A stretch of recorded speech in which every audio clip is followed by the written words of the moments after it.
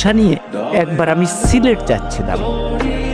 তখন আমি আর অষ্টম শ্রেণীর বালক নই, এয়ারপোর্ট স্টেশন থেকে উঠেছি।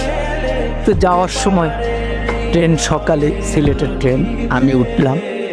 উঠে আমার সিটে গেলাম, দেখি আমার একটি সিট, সামনে আরেকটি সিট, মানে ডাবল ডাবল না।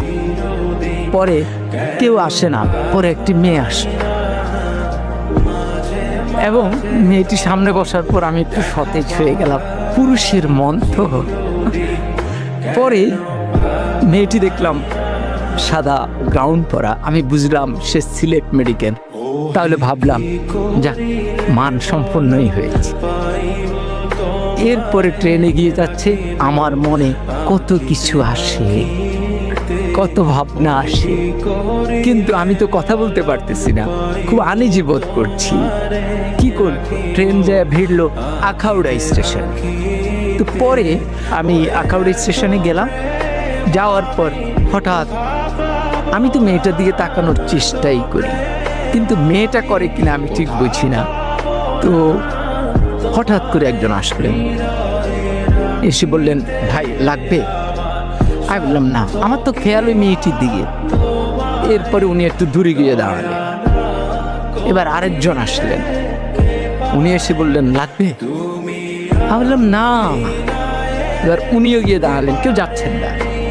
তৃতীয় একজন একটু মোটা, সে আর একটু ধমকের সুরে, লাগবে? আমি বললাম না। এরপরে চতুর্থ জন আসলেন, উনি এসে বললেন, ভাই লাগবে তো? আমি বললাম না না। এখন এই যতবার লাগবে বলে মেয়েটি ততবার পলকে পলকে আমার দিকে তাকায়। এখন আমি ঠিক বুঝতেছি না কি লাগবে, কি বলে।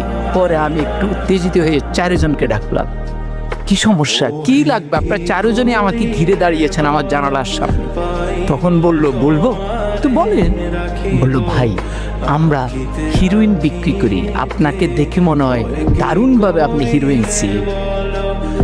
ফলে যেই মেয়েটির কাছে আমি এয়ারপোর্টের সামনে নায়ক হয়ে উঠলাম, আখাউড়ায় হয়ে গেলাম হিরোইনসি, বাকি সময় আমি আর তার দিকে ভুলও তাকাইনি। কিন্তু মেয়েটি ওই হিরোইনসি বলার পরে যে মুচকি হাসি দিয়েছে, সে হাসিটি আজও আমি ভুলিনি।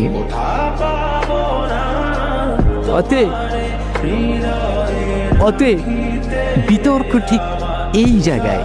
ওই সূক্ষ্ম হাসিটি সুন্দরভাবে মনে রাখবার জন্য আজকে আমরা তোমাদেরকে ডেকেছি, জোর করে মেয়েটিকে উঠিয়ে নেওয়ার জন্য নয়। তার ওই সুন্দর হাসি নিয়ে আমি আমার জীবন পার করে দিচ্ছি। বিতর্ক আমাকে এই জায়গায় শিক্ষাটা দিয়েছে। বুঝতে পেরেছ?